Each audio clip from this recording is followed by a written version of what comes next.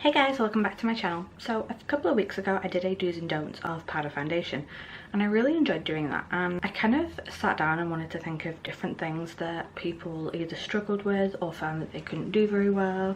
And by no means am I an expert on this, but I made a list of a couple of things and colour correcting was one of them. And I asked a couple of my friends and they all agreed. So I wanted to kind of make like a do's and don'ts of colour correcting. If you're interested in seeing the do's and don'ts of colour correcting, you're in the right place. Just okay. So the first thing that I've done is washed, moisturised and primed my face. It's so important to have a primer. Let me just actually zoom you guys in a little bit more, just so that you are going to be able to see what I'm doing a little bit better. It's important to prime before you do this because it's the first thing going on your face pretty much. So sometimes I feel like people don't really know what colour correctors are for. They will kind of put it wherever and they all have specific, you know, areas that they need to help. So first one is a green colour corrector. Colour corrector neutralises redness. Now I do have quite a lot of redness on my cheeks, on my nose, pretty much all over my face. You may not have this much redness, you may just have, you know, the odd pimple that you want to like neutralise the redness for. So you will literally just put it on there. The next colour corrector is yellow.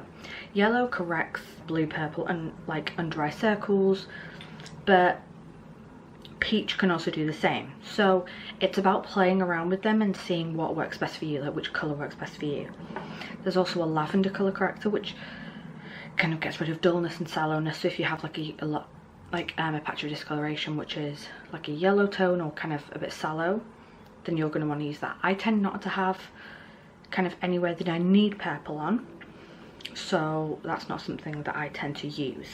Now the first thing that I find people do the most is they put too much on. Now I'm just going to be using the NYX HD concealers, just in a couple of different colours and a couple of others as well. I find the best thing that you're better off doing is taking it out and just putting it on the back of your hand. If you start with it on the back of your hand, you're less likely to use so much. Now I will just take my finger and I will just dab it where I need it. So I have quite a lot on my nose, and then you're going to take a damp beauty sponge and you're gonna really blend it out. You don't want a hugely obvious splodge of green on your face. You want it to kind of just help neutralize it, just so that you're going to be using, you know, less foundation. Now you can either go in with your fingers or you can just dab the sponge in, but you really want to make sure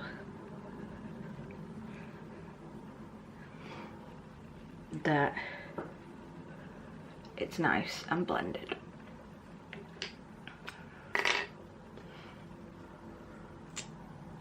If you have to go in with more, that's absolutely fine. You're better off starting off with too little and working up, because it's easy to add product, easier to add than take away. Now I have that green on my skin. You can see it's not like a huge green cast, it's more like just like a bit of a hue, just to kind of help cancel it out.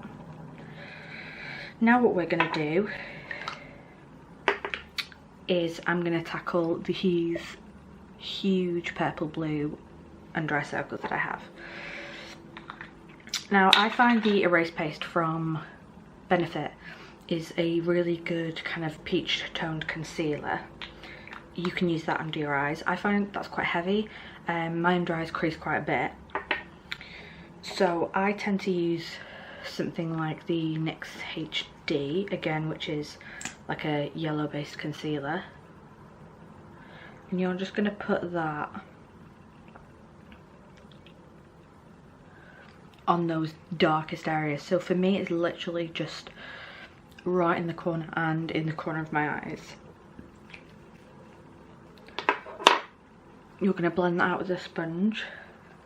As you can see, again, it just helps to cancel it out a little bit. So as you can see, if I sit back a little bit, yeah, you can kind of see the hues a little bit, like the green hue and the yellow, but generally it's a little bit better. So what I'm actually going to do before I do my foundation is I'm actually taking this YSL Touche Eclat. People are fine with this, like, oh, it doesn't have very much coverage, but it's actually just to brighten it up and to help cancel out those dark circles. As you can see, it does have, I feel with this lighting you can't really tell that much, but it does have quite a peachy undertone.